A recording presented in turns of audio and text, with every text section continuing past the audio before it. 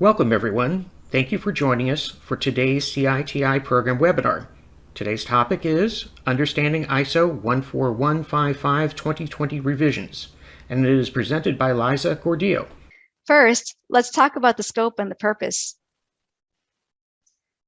The scope of ISO 14155 addresses good clinical practice during the design, conduct, recording, and reporting the results of clinical investigations carried out in human subjects. The standard specifies 4 general requirements. The first one, and most important purpose, is to protect the rights, safety, and well-being of human subjects, which is in alignment with the Declaration of Helsinki. The second is to ensure the scientific conduct of the clinical investigation and the credibility of the clinical investigation results. The third is to define the responsibilities of the sponsor and principal investigator. And lastly, the standard intends to assist sponsors, investigators, ethics committees, regulatory authorities, and other bodies involved in the conformity assessment of medical devices. The general aims of ISO 14155 is to recognize the global nature of clinical trials by establishing this international GCP as the standard for medical devices, and to develop standards for acceptance of clinical data by national and international regulatory bodies such as the FDA and EMA for alignment with the European Medical Device Regulation, as well as ICH E6 R2.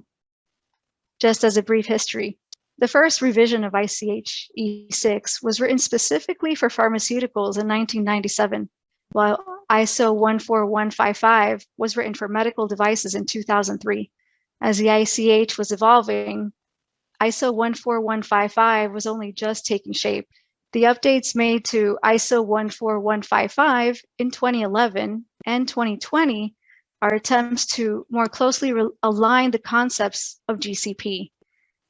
Both of these guidelines have their origin in the Declaration of Helsinki and focus on addressing design, conduct, recording, and reporting results involving human subjects.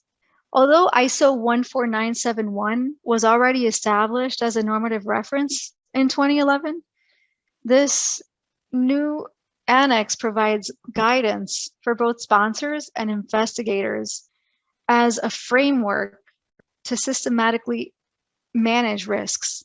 A flowchart is also included in Annex H, which we'll detail later on, to show the next action a PI or a sponsor needs to take when there's a new potential risk identified in the course of a clinical trial. ISO 14155 feeds into ISO 14971 to ensure an appropriate risk evaluation is being conducted to mitigate risks. I invite everyone to review our content offerings regularly, as we are continually adding new courses and webinars in various areas of research, ethics, compliance, and professional development.